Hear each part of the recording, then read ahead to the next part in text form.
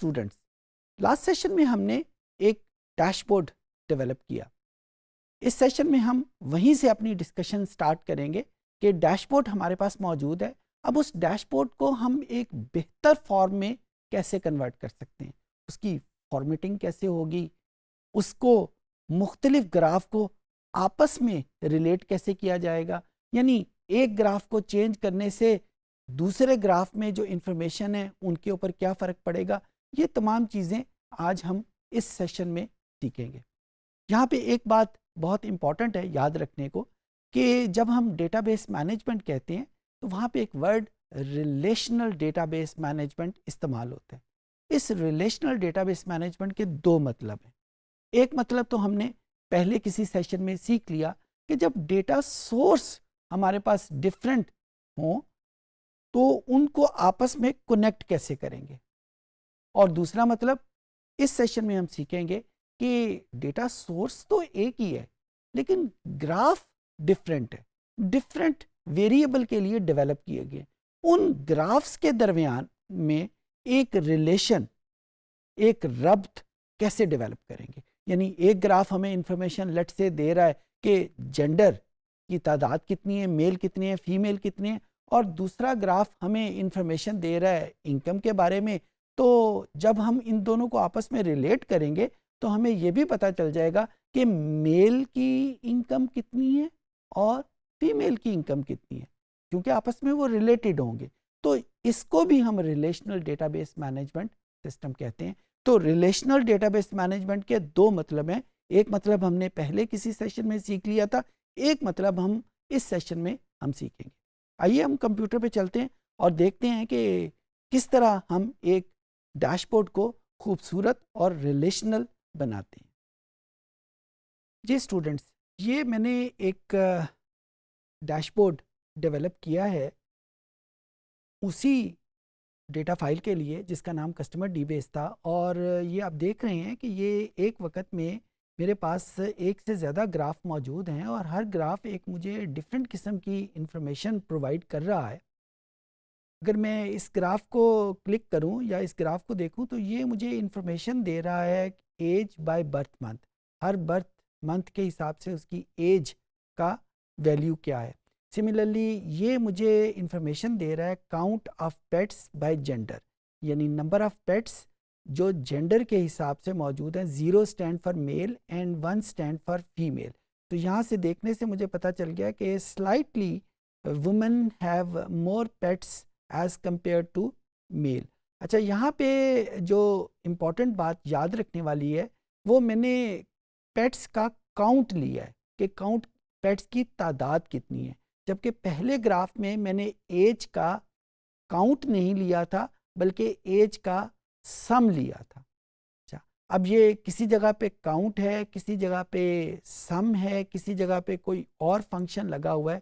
تھوڑی دیر پہلے میں نے آپ کو کہا تھا کہ یہ سارے کا سارا ڈپینڈ کرتا ہے آپ کی اپنی چوائس کے اوپر کہ کون سا فنکشن آپ کی ریکوائرمنٹ کو بہتر طریقے سے پریزنٹ کر رہا ہے. سملرلی یہ میرے پاس ایک اور گراف ہے جو انکم اور جینڈر کو ڈفرینشیٹ کر رہا ہے، اور یہاں پہ میرے پاس سم آف انکم اور جینڈر کی 0 اور 1 ہمارے پاس موجود ہے. یہ پائی چارٹ ہمارے پاس موجود ہے، یہ ایک ڈفرینٹ قسم کا پائی چارٹ موجود ہے، اور یہ میرے پاس ایک اسکیٹر پلاٹ موجود ہے جو کہ کریڈٹ کارڈ ڈیٹ اور انکم کے درمیان میں ریلیشن شپ کو شو کر رہا ہے.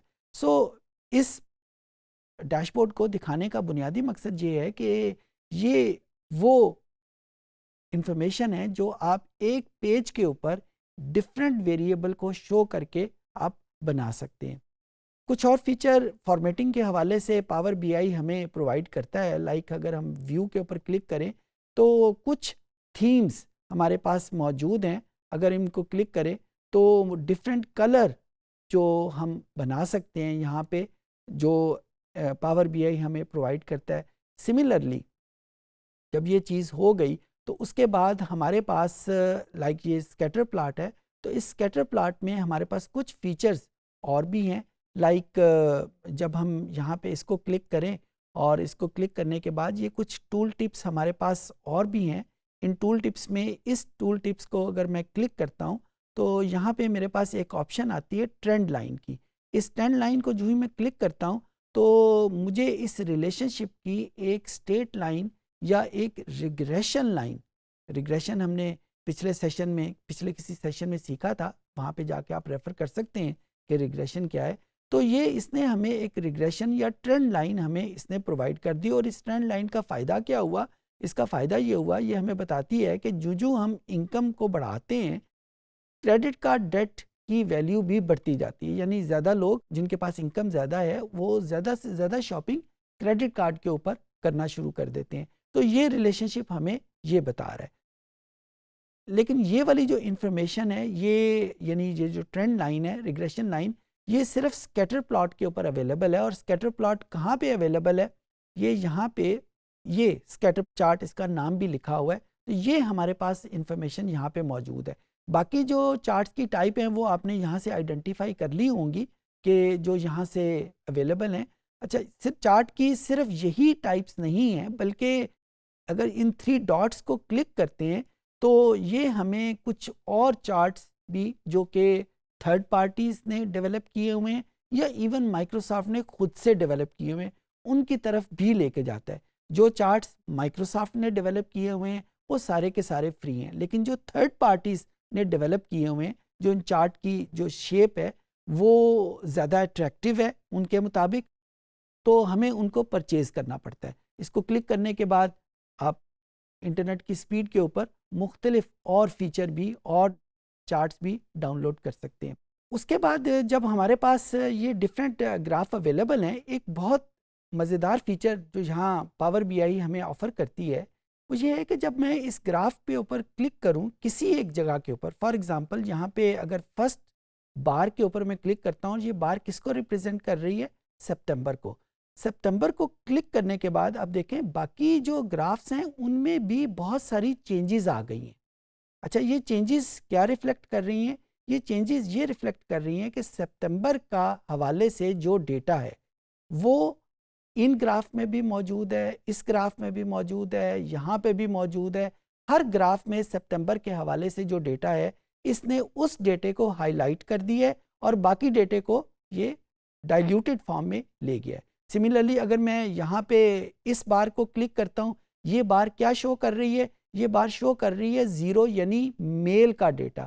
تو میں اس کو کلک کروں گا تو یہ سارے کے سارے گراف جتنے بھی اس ڈیش بورڈ پہ اوپر اس وقت اویلیبل ہیں، یہ سارے کے سارے کنورٹ ہو جائیں گے اس میل کے ڈیٹے کے اوپر. سو یہ وہ ریلیشنل ڈیٹا بیس مینجمنٹ ہے جو بھی تھوڑی دیر پہلے میں آپ کو بتا رہا تھا کہ پاور بی آئی میں ریلیشنل ڈیٹا بیس کے 2 مطلب ہیں. ایک مختلف ڈیٹا سورسز کے حوالے سے، اور ایک جب ہمارے پاس مختلف ویریبل ایک ہی ڈیش بورڈ کے اوپر اویلیبل ہیں ان کی آپس میں ریلیشن شپ کے اوپر. تو اس طریقے سے ہم یہ انالیسز فلٹر کر سکتے ہیں، علیحدہ علیحدہ ویریبل کے لیے دیکھ سکتے ہیں.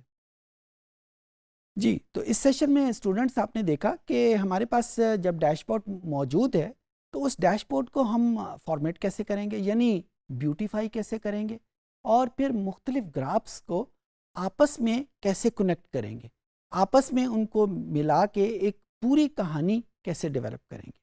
امید ہے کہ یہ چیزیں آپ کو سمجھ آ گئی ہوں گی.